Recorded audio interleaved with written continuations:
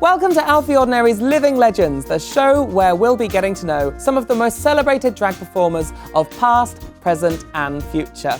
I'm your host, Alfie Ordinary, and I'll be sitting down with some of UK drag royalty and talking big gigs, big wigs and what it really means to be a living legend. And speaking of living legends, Son of a Tutu is the definition of drag royalty. After winning Drag Idol in 2011, she went on to become one of the most well-known names in the UK drag scene, known for her incredible live shows and her powerful activism.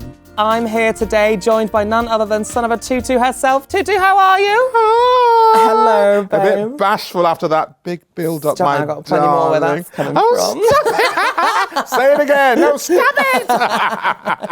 But I'm well, thank you, even though I'm up earlier than I ever intended to be in my life. I do apologise. That's nighttime, people, you know. It's all right, darling. I'll put an extra on the bill. So anyone that knows you will know that you have a fascinating story. You were born in London, you grew up in Nigeria, and you worked in the finance sector for 20 years before the Son of a Tutu that we know and love was created. So can you tell us a bit about how it started? How drag started? Yeah. I suppose I was always meant to do drag, but I went down a diversion, one created by my parents, who always wanted me to be in finance and accounting. And I always wanted to be a drag queen, long before I knew that there was a movement, a culture, an industry, a thing called drag. I was doing drag without knowing it.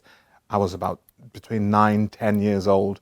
I would go into my mother's wardrobe, wear her wigs, wear her clothes, wear her lipstick, get into her shoes sometimes and sometimes not, and just go outside. And in our house in Lagos, the front step was a pretty chunky step, and it was my first stage. And so I would just stand on it and then be entertaining all the kids in the neighborhood who'd be falling about laughing, just because that's what was in my DNA to do.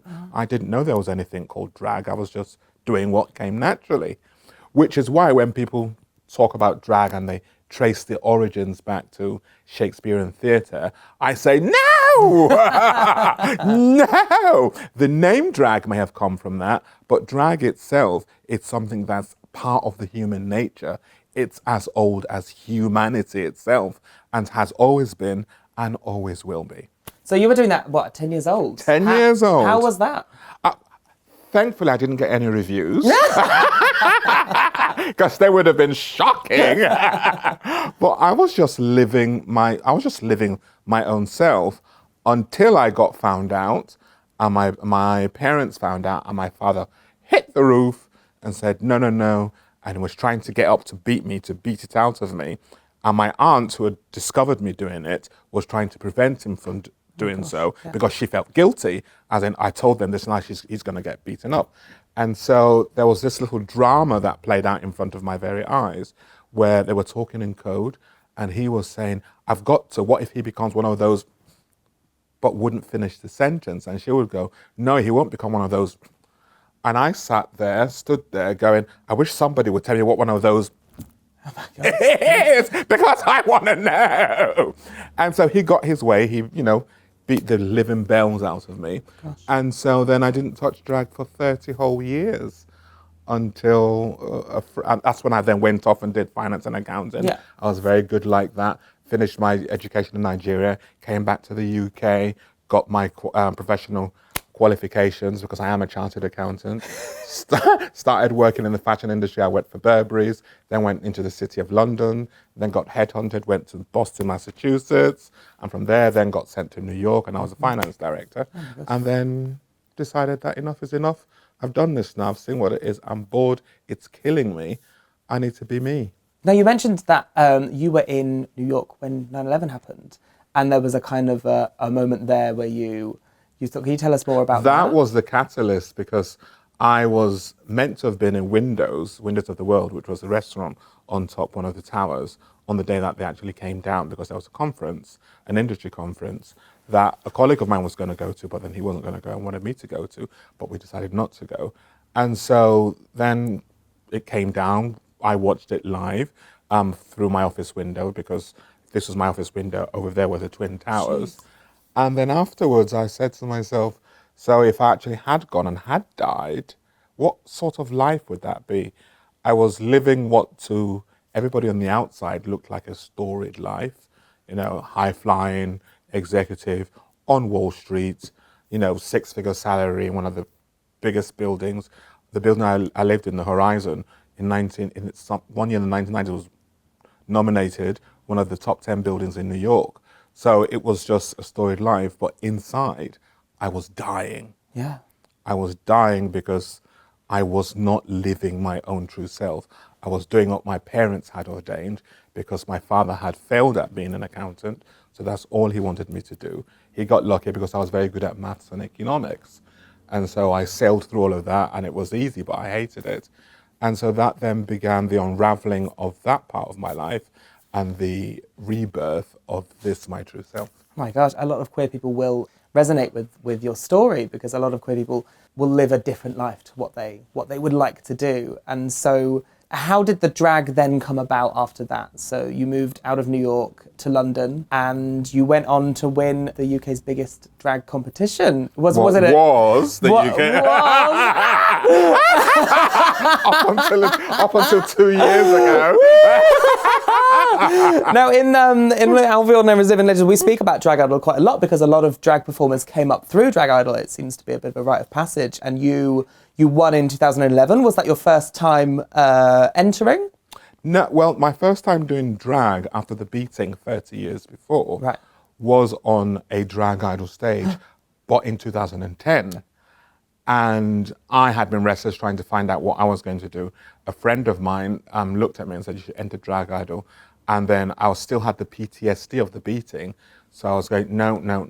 And, he kept pushing and pushing and pushing. And so eventually, just to shut him up, I said, okay, I'm going to do it. So I entered it with no conceived act, no aesthetic, apart from the fact that I was hell-bent on being a Nigerian as an act of rebellion against not just the beating and all the homophobia that I and other Nigerians and Africans had suffered through their lives, but also to answer that question, which they normally say, as in homosexuality or queerness is not an African thing, it's a European thing. And I keep saying, well, no, it's a human thing. And so I'm going to do this in order to make sure that it is quite clear that I am Black and Nigerian, so that they could see that. But the other mantle that I was taking on, which I hadn't planned, but I then realized, having gone through Drag Idol, when one of the judges said to me, I think it was Mrs. Moore actually, I live near the Caledonian Road and there are lots of people dressed like this and I've never had the courage to go up and speak to any one of them. Now that I've seen you, I will try and do that. Wow. So it made me realize that I had a mission both as an LGBT person in the African scene, but also as a Black person in the LGBT scene in the UK. And so the only thing I put on was a gele, which nobody had ever used in drag. And I put a gele on, I said, that's what I'm going to use as my symbol in order to do that. And I entered the competition, didn't do particularly well, but the reaction from the audience made me sit back and go, oh, maybe there is something there. So then I crashed out of that competition in 2010, then spent the next year actually building a character around, those very bare bones, and then went back in 2011 and won the competition.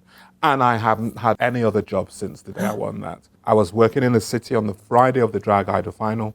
I went to work, left work, resigned on the day. Did you just? I resigned, and I said, I'm not coming back on Monday. They said, well, you have to work your notice. And I said, I'm not working my notice. They said, well, if you don't, we won't give you a reference. And I said to them, well, where I'm going, honey, your reference ain't going to help me. But the reason I did that before doing the competition is I did not want to, if I hadn't won, I didn't want an excuse to go back to work. I had decided that this was it. And so even if you didn't win, you were still going to... I was still not going back to work. And so if I hadn't won, there would have been a temptation to go back to work to play it safe. So I detonated the bomb before going to the competition because I was just determined not to go back to that job. I hope you hand wrote it in lipstick and sprayed it with perfume. I didn't, but I should. I didn't want them to know I was gay. Do you have a message for them now? Like, get into the camera. I know, we're all friends, they understand. Many of them come to my show. Many of them who had never seen a show of mine actually watched my live streams. Oh, really? Which has been a bit of a little bonus that's come out of the nastiness of Corona. I found pandemic. this. I have found people that either through location or just didn't want to, suddenly they would tune into Facebook and they'd be like, oh. Yeah. And I found like my audience has grown over lockdown, which I thought it would be the opposite. I was like, no one's going to care by the end of it. But and people that you didn't realise were part of your audience, all of a sudden, it's very, very clear that actually this person really likes what you do. Yeah, gorgeous. So you won Drag Idol in 2011 and you entered in 2010. I'm fascinated to know the process between, as you said, crashing and burning one year and coming back and storming it and winning it the next year. What did you do in that time? Oh, it was tough because I had a little handicap, and the handicap was I hadn't seen a lot of live drag. And it was, pre-YouTube, where you can go on YouTube and look at drag and get inspiration from that. I hadn't seen a lot of drag. The only thing I knew was what was inside of me that I was trying to get out. And the reason I hadn't seen a lot of drag is that I always found, as a black person, back then, going to watch a drag show quite oppressive, because more often than not, as soon as you are spotted in the audience as maybe one of two or three black faces in a sea of white, the turn back then would invariably zoom in on you and use you as the butt of a lot of suspicious racist jokes. I had experiences of going to a show and being at the front because I was so excited to see a drag show, and regretting it because a drag queen, there were drag queens at the time, would spend the entire show just saying one after another casual, not so casual, racist jokes. And it was uncomfortable. You turn around and you just see a sea of white faces laughing. And so as a result, I never used to go to drag shows. So when I then entered Drag Idol myself, it was first without a lot of exposure to drag, even though I knew drag was what I wanted to do. But there was also some residual fury and anger at what I had been through and what every other black and brown person who maybe wanted to see drag had gone through. And so when I tried to conceive my drag act, I, at first, made some choices that I'm now no longer proud of, which I've stopped doing. And the first of those was to reverse that racism and throw it back on white people. So a lot of my humor would be around, oh, look at you white people, you mayonnaise eaters. Or I would say things like, oh, and you and your thin white lips, taking everything that had been thrown my way, but throwing it back. And the vessel, the Trojan horse through which I did it, was in creating this Nigerian illegal immigrant who was a credit card stealer, who that was the vessel in which I used to convey it, which that's what they knew, because they were used to the few drag acts around then who were either from black or brown communities sending up their own ethnicity, which was the advice I was given by everybody when all the established queens would say to me, use your ethnicity. Just think of what we white people think of you and then turn that into humor and make us laugh. So I followed in the tradition of other black acts who had been before me of sending up my own race, but I used it as a Trojan horse as a way of then turning on the white people, turning those jokes around and turning them out and firing them back. So it got me through the competition. I won the competition as a result. I got some fans, and I also got a lot of fans who absolutely hated what I did because they were not used to a black person coming up and being the one telling a white person racist white jokes, which I never wrote anything that was my own. I literally took black jokes and flipped them on their heads, and that was too much for them. Oh my God. That was too much. That was too much. That doesn't bother me because I don't do anything with whether I'm hated or loved. I follow my own voice. What did bother me is that when I then stood back and thought about it, I'm a change agent. I like change. And I always say the best way to affect change is be the example you want to see in the world. As a result, those choices I had made, I then became very uncomfortable with. Both, the Trojan horse of the illegal immigrant, credit card thief, son of a tutu, and then also what the Trojan horse had in her belly, which was all this, spouting back to you, the racism that I had and people like me had received for years. I cut that out, and I then found my own voice in the way that I want to do it. I want to be in charge and control of my own narrative. I'm not going to let forces from the outside, whether they have been positive or negative, especially negative, be what decides my own narrative. I have to speak with my own voice and be the change that I want to see in the world. In 2016, when 49 people were shot and murdered in Orlando, in America, in the Pulse nightclub, you organised a vigil. It was the first in the world, was it? And it was in Soho, outside the... it was on Old Compton Street, outside the Admiral Duncan, which gained worldwide press. Thousands of people attended. Can you tell us a bit more about that? Up until now, that is the single most proud thing I've done in my life. I don't like to talk about it because it feels like I'm making capital out of the deaths of 49 innocent people. But if somebody asks me the question, as you have now, I'm happy to talk about it. Yes, Pulse happened, and I remember sitting at home watching the television, just feeling sad, feeling very, very angry, and feeling helpless. It was that sense of helplessness that was the most pervasive and paramount feeling. And I was chatting to a friend of mine, Jack at the time, Jack Flavelle, and he said, we should do a vigil or something. And I went, that's a great idea. So I then just started talking to people online, started with 4 people, and then it just mushroomed and mushroomed and mushroomed and mushroomed. And within 24 hours, there was that huge, so much bigger than we'd ever expected, huge turnout where everybody felt the same. And we were all connected and connected by our grief, by our anger, by our fear, and by our need to tell the world that this cannot be happening and we're not going to be coward. And so that was that event. And it came from, as you said, I've always been a person that likes to challenge what's not right.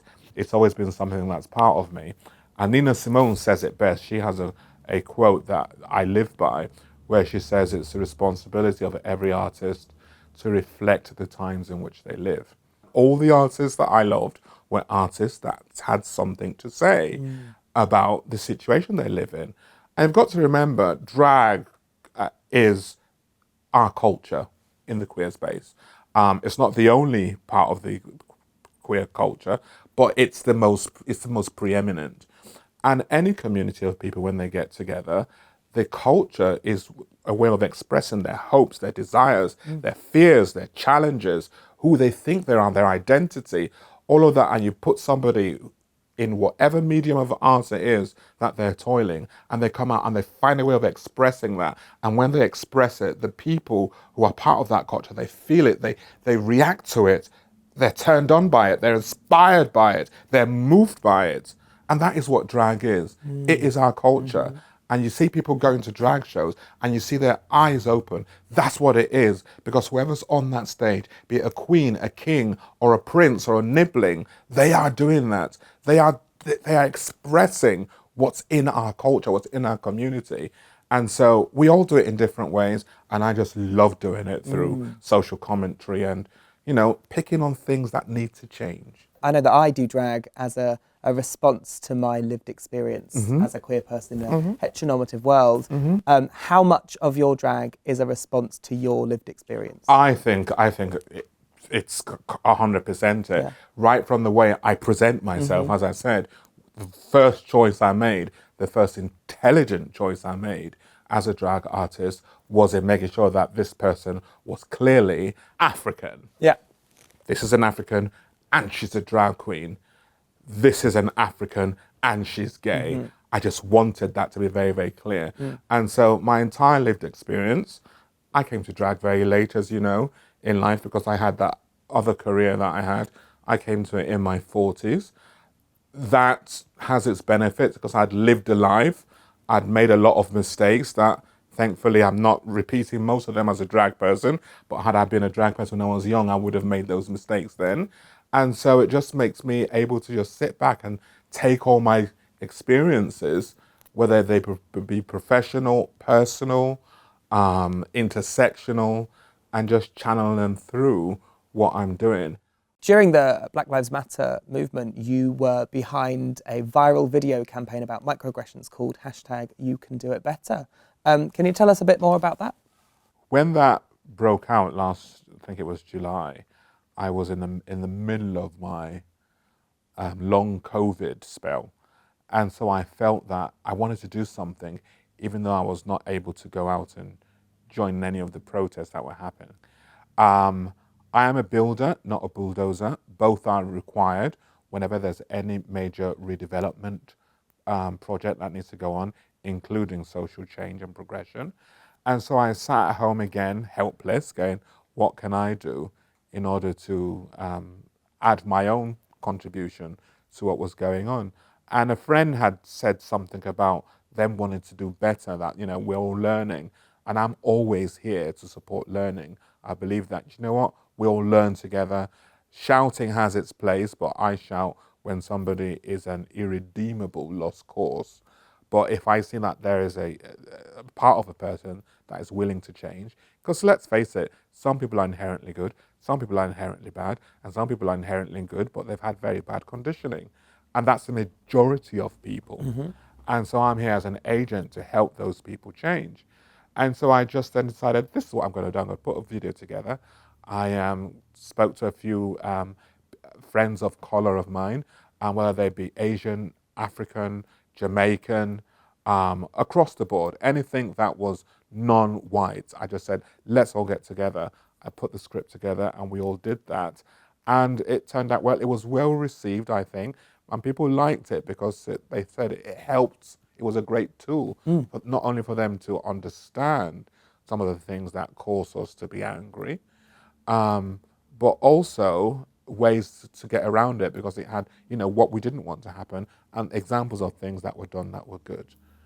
And so I was really happy about that. Yeah, it was a powerful video. Oh, thank you. No, Thank you. And you speak a lot online about inequality, not just across the world, but specifically within the gay scene and the drag scene. Do you think that the drag scene has a problem with discrimination? Oh, absolutely. Just ask any trans person or ask any female-bodied person who can't get on Drag Race, although that is now changing.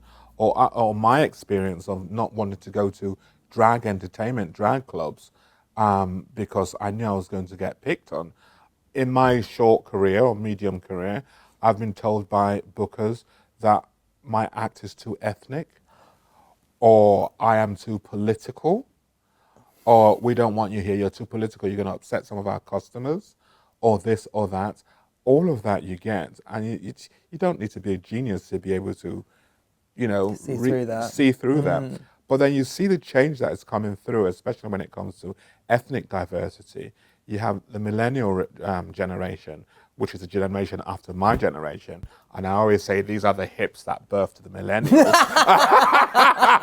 They really are. But in that generation, you have a very, very growing, much bigger black middle class. And this black middle class comes with its own agency, an agency that's equal to their white counterparts. They come with their own zeal, and they come with their own, which is why the Black Lives Matter is led by millennials, students, and that is what it is. I look at my sister's daughter. She's a treasurer of a drag society at Bristol University. I didn't know they had that. And things like that. So you just see this generation coming up, and they're literally fighting the fights that our generation didn't have time to fight, because we fought Section 28 and we fought the worst of Thatcherism, statutory racism, statutory homophobia. That's what we fought. And by the time we were done with that, then the next generation comes along and go, okay, thank you for that. Now let's look at all the bits that have seeped into the nooks and cranny of our culture. Now we need to get rid of all of those, chip them away. And that's what they're doing. So I just think it's brilliant.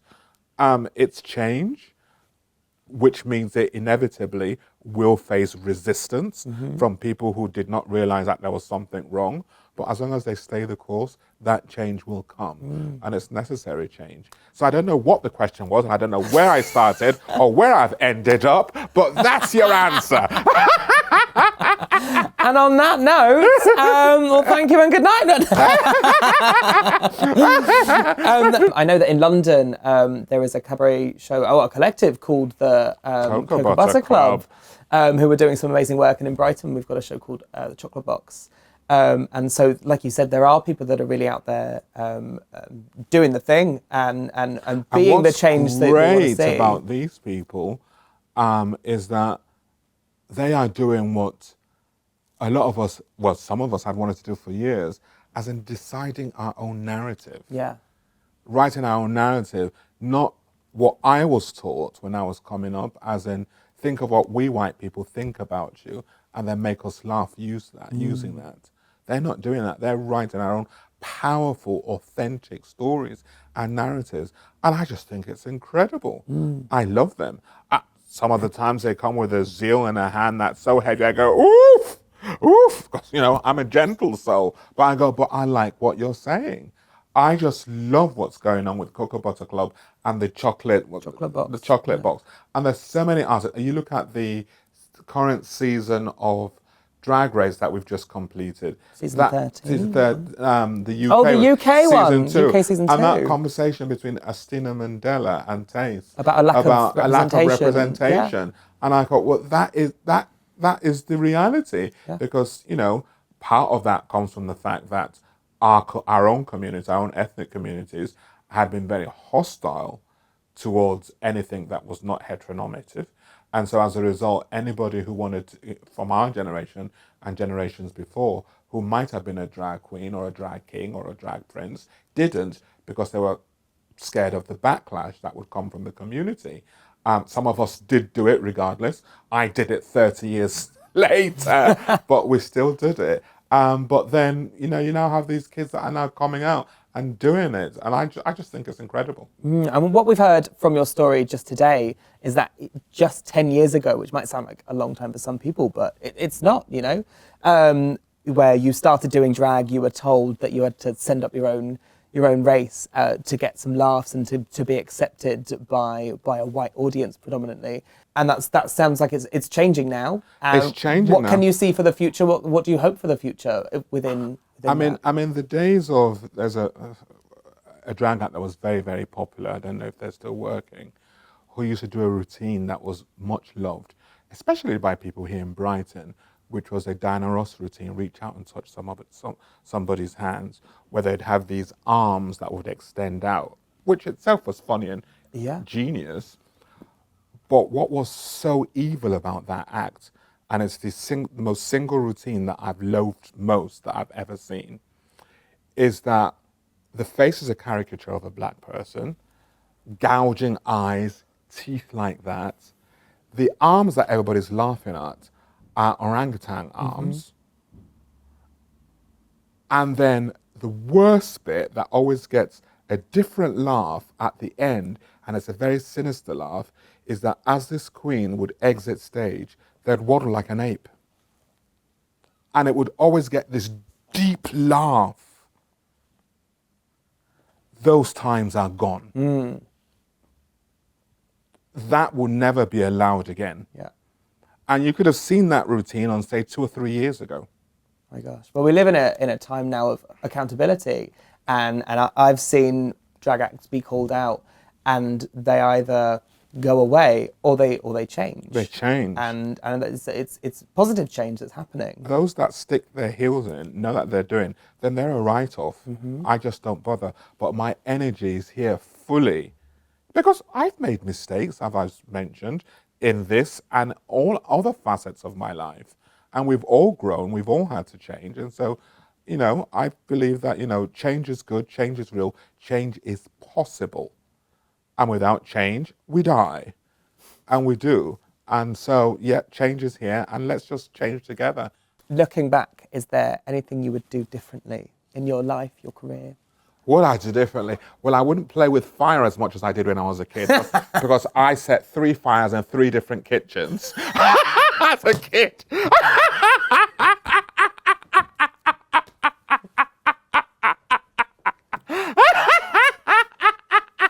That wasn't the answer I was expecting.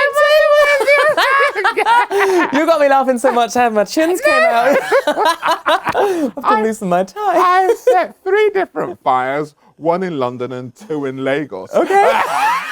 Because I was obsessed with matches.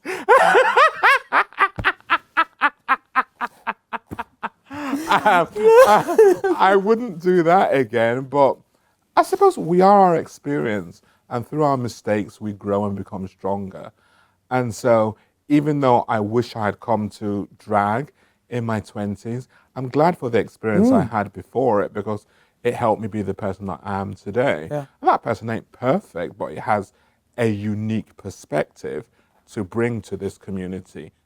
I always say that a good artist will move their audience, whether it's happy, whether it's sad, whether it's social change, political commentary. And I've literally seen you physically move about 3,000 people at Bristol Pride a few years ago. You got everyone stepping to the left, stepping to the right. I was at the front, just in front of the barriers watching. I turned around, I'd never seen anything like it. It was incredible. It was almost biblical. The way you were on the stage, like, oh, that way. And then I could go from that and then sing a song about refugees and make people start crying. It's still movement. So as long as they've come with their diapers fastened properly, I'm all up for the movement. And on that note, sadly, that's all we've got time for, but I'd like to say a huge thank you. Well, it's just been incredible having you and to hear your amazing story. And thank you so much for being here. And thank you so much for being a living legend. I have been here with Son of a Tutu. I've been Alfie Ordinary. You've been fabulous. I want you to stay fabulous. I want you to stay safe. I want you to love each other. And I want you to love yourselves. Lots of love. Bye. Bye.